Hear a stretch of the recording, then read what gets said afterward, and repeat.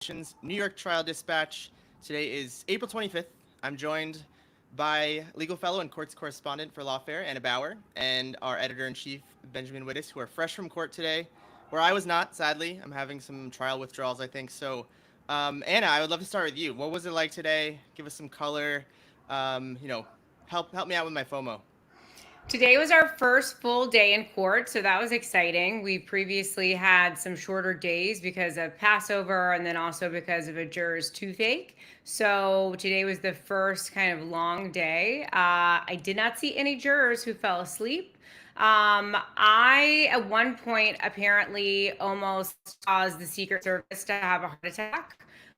So that's some fun color for you.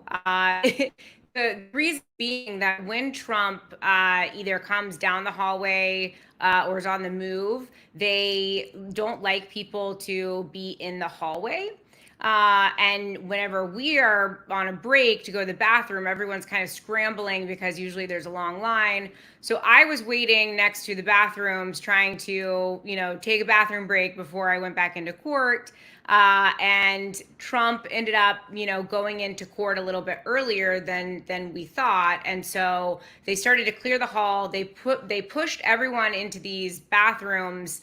And for some reason they thought there wasn't enough room for me or something. So I was kind of just like stranded next to standing outside when everyone's supposed to be pushed into, a closet or a stairwell or a bathroom. And I kept getting conflicting orders from the NYPD about where I should go. And one of them was telling me to cross the hallway and go into the stairwell. And then another one was telling me to stay there. And then another one was telling me to go into the bathroom. And then another one was telling me not to come into the bathroom.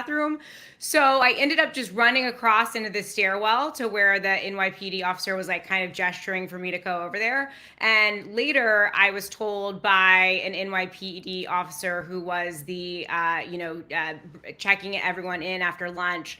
He said to me, you gave the Secret Service a heart attack when you ran across the hallway. So, That just me accidentally scaring the Secret Service for running across a hallway into a stairwell. But that's the color of the day. It was just a little bit more business as usual. Ben, anything to add? Yeah, so we did get a second cackle from the wonderfully named David Pecker, the witness, who testified all day. As listeners will and viewers will remember, the man has a surprisingly awesome cackle, and so we got a second listen to the cackle, which I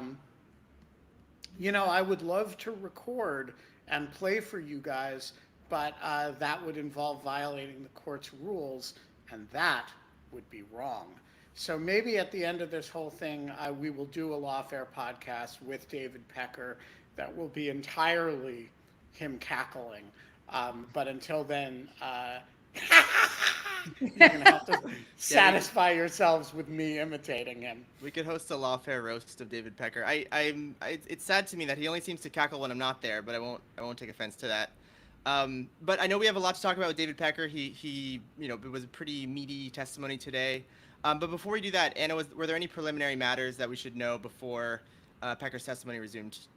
Yes. So, Tyler, we attended the motion to hold Trump in contempt the other day related to alleged violations of the gag order. We still don't have a ruling from Justice Merchan on those 10 alleged violations, but as promised, prosecutors said that they would include some additional violations in a forthcoming motion. And at the beginning of today, before the jurors came in, one of the prosecutors, Chris Conroy, stood to address and submit to the court some of these additional violations that they're alleging. They involve comments that Trump has made in recent days. For example, to a local media outlet in Philadelphia, He made some of the comments to the hallway pool. That's the group of press who kind of stand in the hallway and ask and shout questions at Trump as he walks by. And then what else am I forgetting? There's just a few other comments that he's recently made that involve Michael Cohen. He addressed this morning in New York City. He said something about David Pecker and his testimony. Of course, Michael Cohen and David Pecker being witnesses in the case. The argument is that that's a violation of the gag order. We had this kind of re-upped motion based on those additional comments, and I believe that there's a hearing that is happening on Wednesday at 2. Am I correct? I believe so, yes. All right, so we'll see. So no word from Justice Merchan, based on the motion that was previously argued, but we will see. So that was the first preliminary matter. We also just had a minor thing where there's some ongoing hearsay objections that have been raised about documents that the prosecution wants to admit into evidence. And so before, the prosecution has actually gone through the steps of trying to admit them during the trial, the defense has raised some of their objections. So there was some discussion about that. And I think that will be an ongoing thing. There's nothing that what this morning was discussed that I think is particularly, interesting in terms of those documents. But there was later a discussion that was a little bit interesting involving some text messages that Dylan Howard had been sending, and that's the former editor-in-chief of National Enquirer, who we don't believe will testify in this case because it seems that he's unavailable. He lives in Australia and apparently has health issues. That means he cannot travel, but he is very involved in this story, was very involved in efforts to, suppress some of the negative stories about Trump. And he apparently had some text messages with a relative. And so there was an ongoing discussion about that in terms of some of these hearsay issues. Justice Merchan ultimately, and I should mention, one of the text messages, for example, said something along the lines of, it was after when Trump was being elected president around that time. It said something like, well, if he's elected, I'll get a pardon for electoral fraud or something to that effect. So Justice Merchan ultimately said that these text messages could not come in. They didn't fall under a business records exception to the hearsay rule. They seemed like a private conversation between him and a relative, and neither the person that he sent these texts to and neither Dylan Howard will be available to testify and be subject to cross-examination at trial. And so therefore, there's a confrontation clause issue, which of course, the confrontation clause gives the defendant a right to confront witnesses against them through cross-examination at trial. So that is all of the preliminary little evidentiary matters that you need to know. So we had a few hearsay objections. We had, additional contempt counts. But the main event of the day was back to David Pecker. And if Michael Cohen is the so-called star witness to the media and others, I think it's safe to say to Ben, David Pecker is the star witness. So Ben, what jumped out at you today? Where did he pick up this morning? Yeah, so first of all, I mean, you were joking, Tyler, I think, but actually the prosecution has made a strategic decision that they are going to use David Pecker as their main narrator, and not Michael Cohen. And there are a few reasons for that, some of which have to do with Michael Cohen, which is that he's a convicted perjurer, and he clearly has an axe to grind against the president, the former president. But there are also positive reasons of that related to David Pecker, which were very much on display today. So I think the technical term for David Pecker is an ungodly sleazeball. And he kind of lives it, he's But not... Ben, remember, he doesn't want to be associated with porn stars. That is the reason why he said, we'll get into it, but he said he didn't want to pay for the Stormy Daniels hush money because he did not want to be involved with. Which people laughed at, right? Yeah, people did. People laughed, but then they got very mad at us in court because you can't really do what people do in the overflow room where you're all kind of like jeering or laughing. They are really strict about keeping it quiet in there. But sorry, Ben, please do go ahead. I interrupted you. Yeah, so I mean, David Pecker is, and the sleaziness of him and his line of work was very, very much on display in some of the testimony today. Um, but on the other hand, he's quite articulate, and he's smart, and he does not have the apparent baggage that Michael Cohen has of, lying a lot, at least not that we've been able to discern. And so he's actually a tricky witness to confront, as evidenced by the fact that Trump's tweet about him or bleat about him um, was, which the prosecution was very angry about, excuse me, because they said it was sort of an intimidation effort and an effort to tell him what to do, was about how nice he is. He's been nice so far, right? So they're even Trump himself is trying to not quite attack him, and you'll see some of that as we talk about the beginning of the cross-examination. So the prosecution makes I think a clever strategic judgment that you want to rely on him for everything narrative that you can get from him. He's the key player in the entirety of the story except one component, which is the actual falsification of the records. So he can't give you that part of it. But I think they want him to do all the work that he can do. And so we picked up with him this morning on his, you guys had taken him through the doorman escapade, and we pick up with him this morning with the Karen McDougal story, and they walk him through it extremely methodically. It takes most of the day to get through him and her, and then the Stormy Daniels component, wherein, of course, he is less involved because having been left with the check on Karen McDougal, he refuses to get involved in, excuse me, in paying off Stormy Daniels. And so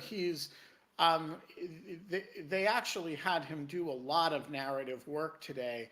And I gotta say, I think he's strangely credible in the way that, in a way that if you'd said, hey, the sleazeball editor or owner of the National Enquirer, who is in the checkbook journalism game and who buys stories by way of protecting politicians, but also buys stories by way of leaning on people like Tiger Woods. Hey, you won't be on the cover of Men's Fitness. I'll get a dirty story on you and then suppress it if do a cool cover for Men's Fitness, right? I mean, the guy is a real sleazeball, but he's a very articulate sleazeball. He's a smart guy who knows his business, and I think the prosecution used him to do a great deal of work and basically told the entire story of the indictment through him, to the point that I don't even know if they need to have Stormy Daniels testify. I don't even know if they need to have Karen McDougal testify. And so I think they've relieved a lot of the pressure on sort of the first 3/4 of the story. They still have to tell the story of the falsification of the records within the Trump organization. So that was, I'll stop there, and we can talk about the cross later. But I thought they did a very nice job, and frankly, cackle and all, sleazeball and all, he is a pretty interesting witness, and I think probably did a lot of work for the prosecution.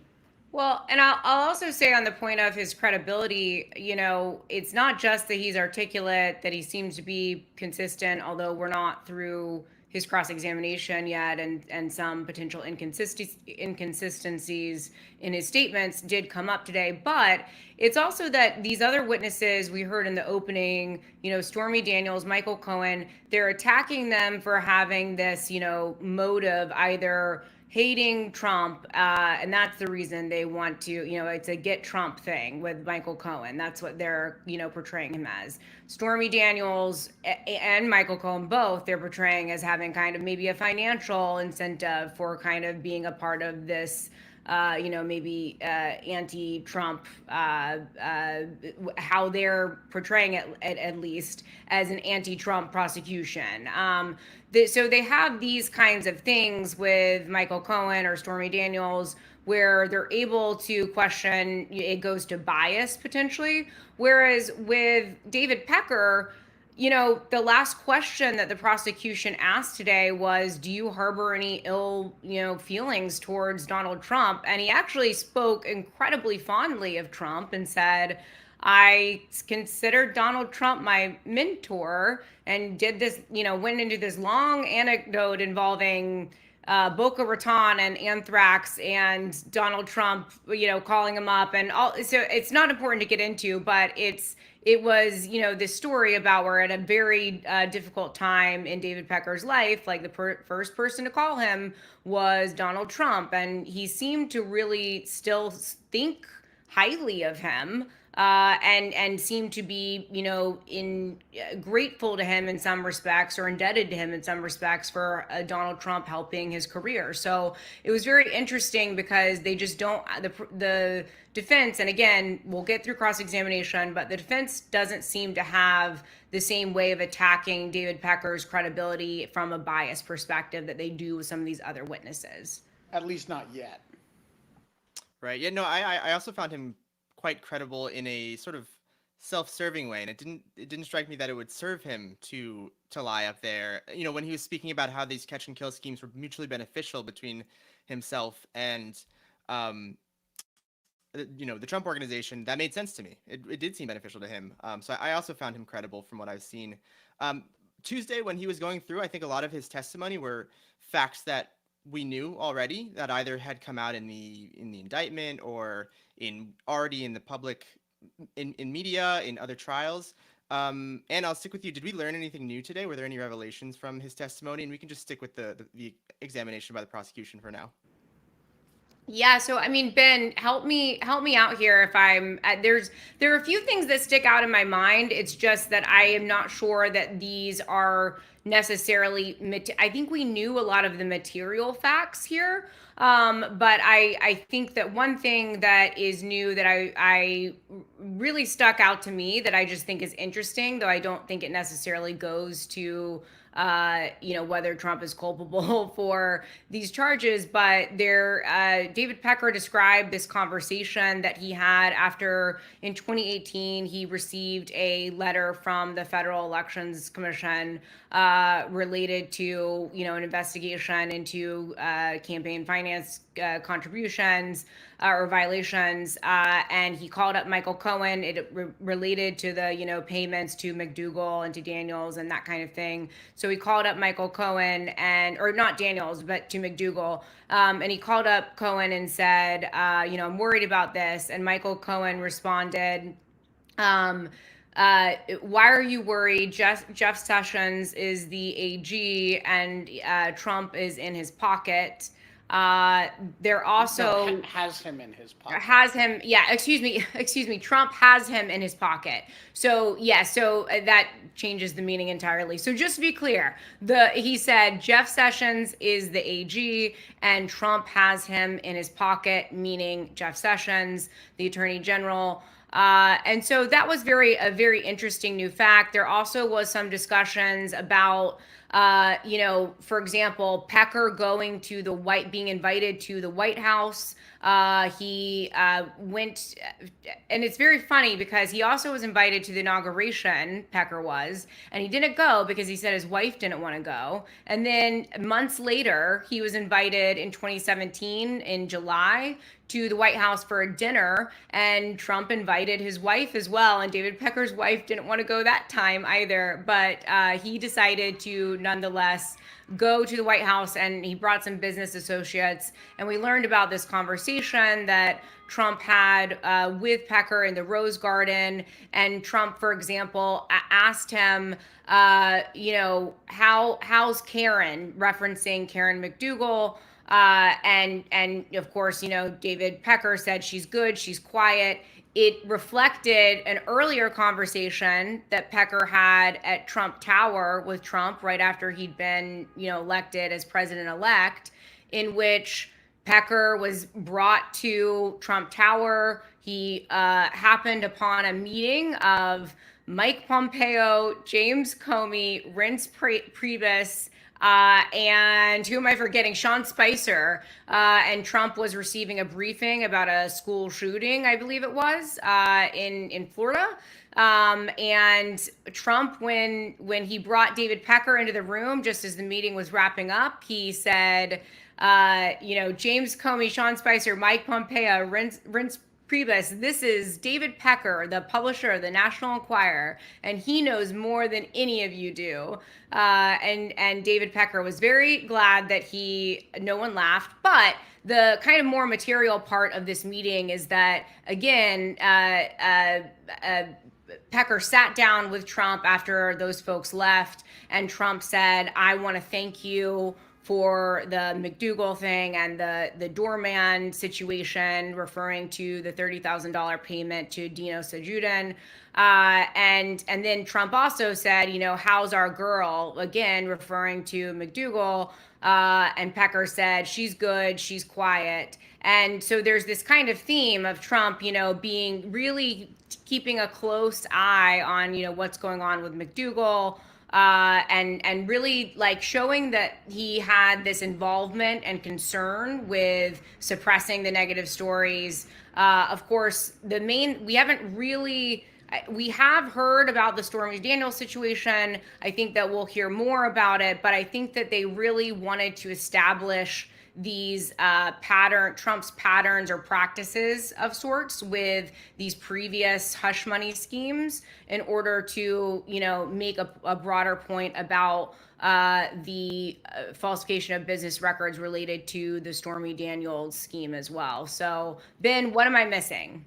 Well, so first of all, longtime lawfare aficionados of the history of the Trump investigations will remember that January, I believe that's a January 6th, 2017 meeting at Trump Tower, which is the first time the national security staff really briefs at the senior levels Trump. That is I believe, the day that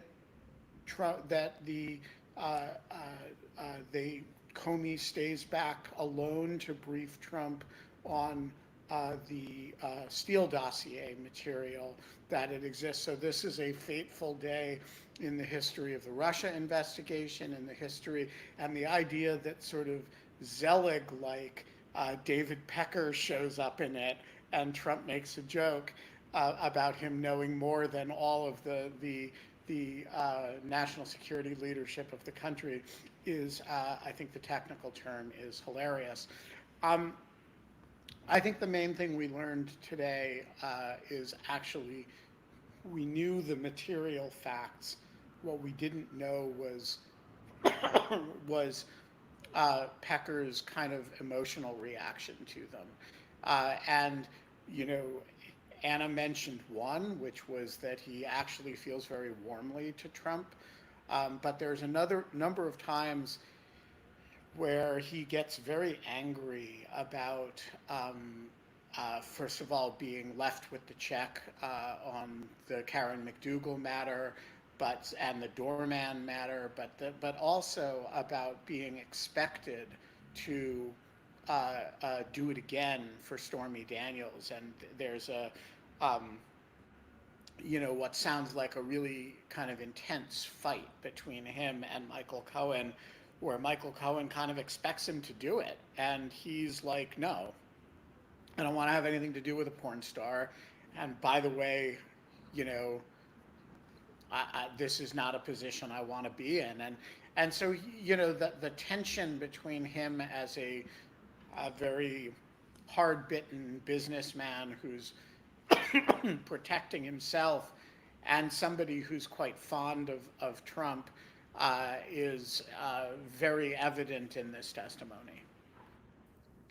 We have about 5 minutes left, so I want to make sure we get in enough time for the cross, or at least the beginning of the cross. So Anna, at what point in the day did we even get to the cross? It seemed like from your tweets we got there a bit late. And then what did we learn? How did the defense start it off? Yeah, we got there really late. I mean, I was a little bit surprised that Pecker testified as long as he did, but it was late in the day, so we didn't get. I think that we are not very far into the cross, although I'm not entirely sure. I think that we still have a lot of substantive cross-examination to come tomorrow. But Emile Bove, someone correct me if it's Bove. Emile Bove did the cross-examination on behalf of Trump. And look, when we came into this day, we had an idea of maybe what the defense strategy was going to be, because on Monday, when Todd Blanche delivered the opening, it seemed like their theme was they're going to try to portray these facts as hush money payments are not illegal, and in fact it is business as usual, both in the media, tabloid media industry, and then also for politicians or celebrities to engage with friendly media companies to either suppress negative stories or publish positive stories. And Emile Bove really kind of tried to start on that point by eliciting a number of responses and asking questions about, for example, the fact that Pecker has had a long time relationship with Trump in terms of suppressing negative stories and publishing positive ones. And so he, says like the first time you came to Mr. Trump with a negative story was in 1998. So it's been 17 years since you've been, helping him, like telling him about negative stories, right? So that kind of thing. And then also, eliciting testimony in which Pecker says, yeah, I helped suppress negative stories for other people, not just Trump. And it was for Mark Wahlberg, the actor, for Rahm Emanuel, the politician, Arnold Schwarzenegger. And I extorted, I used, I got a negative story on Tiger Woods, and I used it to get him to be on the cover of Men's Fitness. I mean, it works both ways. I get negative stories on them without intending to publish them for leverage. And the defense kind of brought this all out of him.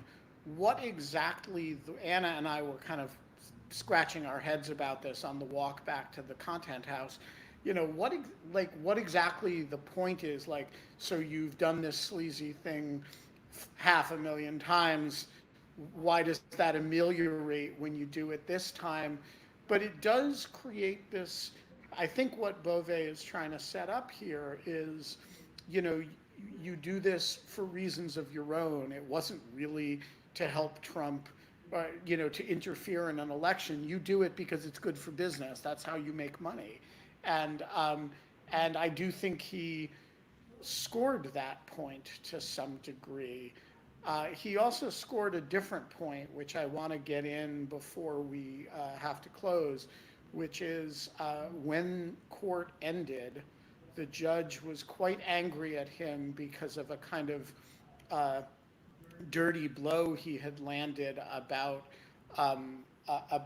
Pecker's memory, and specifically the fact that Pecker hadn't mentioned Hope Hicks's presence at the original meeting in earlier interviews. And Pecker was quite tired by the end of the day, and Bove kind of helped him with this. And again, it's not entirely clear what he's doing with it. And the, the judge kind of stopped him under a prosecution objection and then dismissed the jury, and everybody went home for the night. So it'll become clearer where he's going with that tomorrow. Um, but yeah, I thought Bove was pretty effective in cross-examination, although it's not entirely clear to me what the point he's trying to make is. Well, oh, sorry, Anna, go ahead. One more thing I just realized we missed that's not related to cross-examination but is important. On direct, there were lots of questions from the prosecution about Pecker's understanding of why he was doing things and why Trump was doing things. And one of the key points that I think the prosecution got out is that Pecker's understanding is that Trump wanted to kill these stories for the campaign. And then he also testified to his belief or observations that it seemed like pre-candidacy Trump was more focused on, what was Melania going to think about negative stories about women? What was Ivanka going to think? That kind of thing. But then post-candidacy Trump, that what it was never, mentioning his family. It was more about the campaign. And I think that that's important in terms of, this idea that this was a conspiracy to unlawfully influence the 2016 election. Although, again, Pecker's point about, or not Pecker's, Bove's point about that is not entirely without some merit. Hey, you were doing it before. Don't be so precious about it. Once the campaign starts, it's really much more similar than different to your. He kept hammering the term standard operating procedure, and I do think, he made that point. Well, we'll have to leave you two to continue this conversation off air in the content house. But for now, I would like to thank you both, Benjamin Wittes and Anna Bauer. Thanks very much for joining me.